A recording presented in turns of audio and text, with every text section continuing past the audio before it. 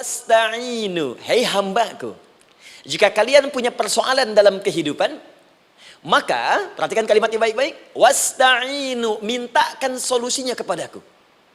Jadi kalau sedang punya masalah, bukan bikin status, gak akan selesai. Sedang eksplorasi minyak gak keluar-keluar, bikin status, duh susah sekali yang ngebornya, gak akan selesai. Jalan macet, bikin status, Jakarta macet, ya gak akan selesai.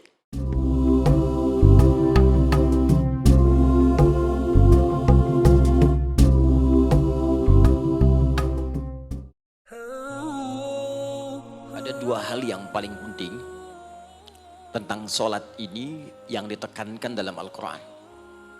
Pertama, kenapa sholat begitu penting ditunaikan? Karena ia akan menjadi pembeda antara Khalik dengan makhluk. Jadi kalau kita ingin bedakan Tuhan dengan hamba, maka di antara titik penting perbedaannya, kata Allah langsung itu terletak pada aspek ibadah, khususnya sholat. Karena itu ketika Nabi Musa alaihi salam berkenan kemudian langsung diperintahkan oleh Allah sehingga disebut dengan kalimullah yang diajak bicara dan diperkenalkan tentang esensi ketuhanan Allah, maka disebutkan perintah langsung oleh Allah untuk menyembahnya dalam bentuk salat. Al-Quran surah ke-20 Thaha ayat ke-14. Kata Allah, innani anallahu la ilaha illa ana fa'budni wa aqimis salata li dzikri.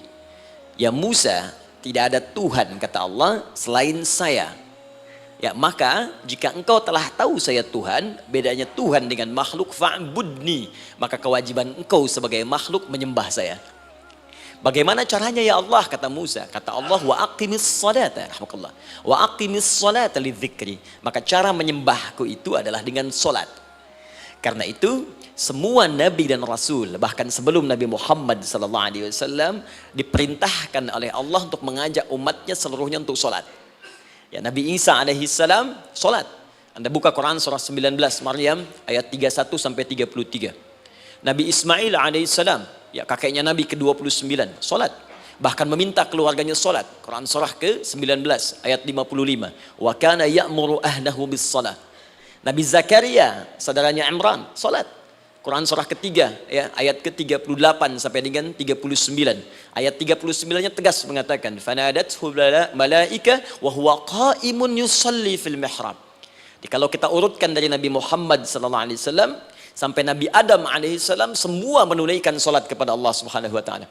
Ya Muhammad bin Abdullah bin Abdul Muttalib bin Hashim bin Abdul Manaf bin Qusay bin Murrah bin Kilab bin Ka'ab bin Ghalib bin Fihir bin Malik bin Nadar bin Kinana bin Khuzaimah bin Mudrikah bin Ilyas bin Nizar bin Mudar bin Ma'ad bin Adnan bin Addi bin Adri bin Muqawwam bin Nagur bin Tarikh bin Ya'rub bin Yasjub bin Nabit bin Ismail alaihissalam bin Ibrahim alaihissalam bin Azar atau bin Nahur bin Abir bin Kinan bin Arfakhshad bin Sam bin Nuh alaihissalam bin Mikhlail Matushala bin Kinan bin Anwas bin Thith bin Adam alaihissalam.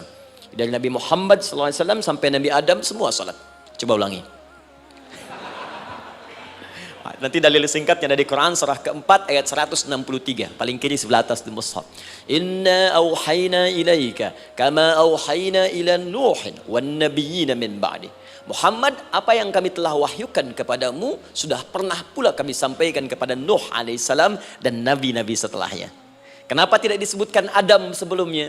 Karena Adam itu nabi bukan rasul.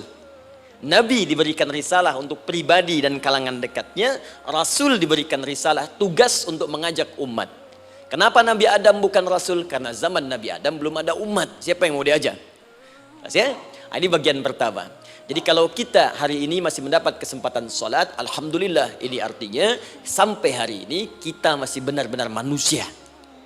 Kan kalau ada orang yang kemudian tidak mau beribadah apalagi sholat, terkhusus ketika dia beriman, maka penting dipertanyakan, masihkah ada iman dalam dirinya? Karena itu kata Allah dalam Al-Quran surah ke-8 ayat yang kedua, aku akan perdengarkan namaku sehingga ketika disebutkan itu kita bisa menguji adakah getaran iman dalam jiwa kita. Quran surah 8 Al-Anfal ayat kedua. Innamal mu'minuna alladzina idza dzukirallahu wajilat qulubuhum. Sungguh orang yang masih punya iman itu kalau diperdengarkan nama Allah kepadanya akan ada getaran dalam jiwanya. Karena itu setiap hari 5 kali diperdengarkan nama Allah. Untuk menguji di jiwa kita masih ada iman tidak? Bahkan dari bangun tidur, bayangkan waktunya dibagi sempurna persis. Dari mulai subuh baru bangun, menjelang ke siang, mau berakhir siang ke sore, sore pindah ke maghrib, hilang kemudian muncul gelap malam. 5 kali persis dibagi waktu. Diperdengarkan untuk menguji. Kira-kira setelah subuh siang masih ada nggak iman? Sore masih ada nggak? Ya Allahu Akbar, Allahu Akbar. Karena itu kalau iman masih ada melekat di jiwa kita, demi Allah saya katakan, begitu kita mendengar suara azan, pasti hati kita akan mengatakan, Allahu Akbar, Allahu Akbar. Wih, sudah azannya. Pernah begitu? Ya, walaupun mungkin setelah selesai, La ilaha illallah, baru azan, belum qomat. Ya, itu normal, gak apa-apa. Yang penting iman masih ada. Nah, ini menunjukkan ada getaran dalam jiwa. Satu itu. Yang kedua, ini yang jarang dimanfaatkan teman-teman. Jadi seringkali sholat dimaknai pada ibadah formal bagian pertama saja.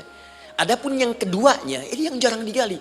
Padahal sekali saja dalam sehari, itu 5 kali Allah menunggu kita. Ternyata sholat itu satu-satunya wasilah ibadah yang disebutkan dalam Al-Quran untuk langsung memohonkan semua kebutuhan yang kita rasakan. Bahkan sebelum kita diminta sholat, itu kalimat pertamanya bukan ibadahnya. Kata Allah, kau punya masalah apa? Sedang butuh apa? Sedang punya problem apa? Buka Quran surah kedua Al-Baqarah ayat ke-45 sampai 46. Paling kanan pertengahan di usad. Wasta'inu bis-sabri was-salah. Perhatikan kalimatnya, indah sekali. Ya Allah menempatkan salatnya bagian kedua. Kata Allah, wasta'inu, hei hambaku. Jika kalian punya persoalan dalam kehidupan, maka, perhatikan kalimatnya baik-baik. Wasta'inu, mintakan solusinya kepadaku. Jadi kalau sedang punya masalah, bukan bikin status. Gak akan selesai. Sedang eksplorasi minyak, gak keluar-keluar, bikin status. Duh, susah sekali yang ngebornya. Gak akan selesai. Jalan macet, bikin status. Jakarta macet, ya gak akan selesai. Ya, apa yang harus dilakukan kata Allah? Jika Anda beriman kepadaku, yakin denganku, maka wasta'inu, punya persoalan minta kepada Allah. Caranya bagaimana? Satu, bis-sabri, terima dulu masalah itu, jangan dikeluhkan.